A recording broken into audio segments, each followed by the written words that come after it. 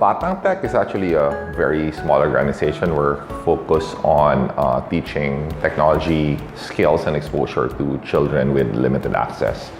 That would be mainly children in orphanage and shelters and who are more or less along or below the poverty line. There is a technology gap. And the technology gap is more apparent in children of these ages.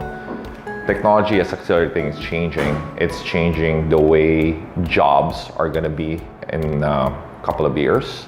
By the time these kids, privileged or not privileged, by the time kids are probably in their 20s and they're in an employable age, jobs as they know it now, it's going to be completely different. Right now, we're just working in one institution, which is Verlani Foundation. They're public school kids. They're essentially orphans living in a shelter.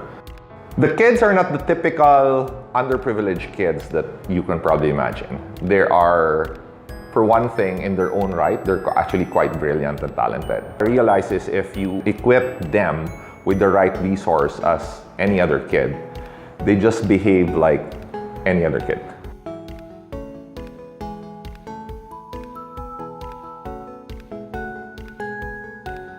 We use a Raspberry Pi because it's a cheap medium and it was built for kids.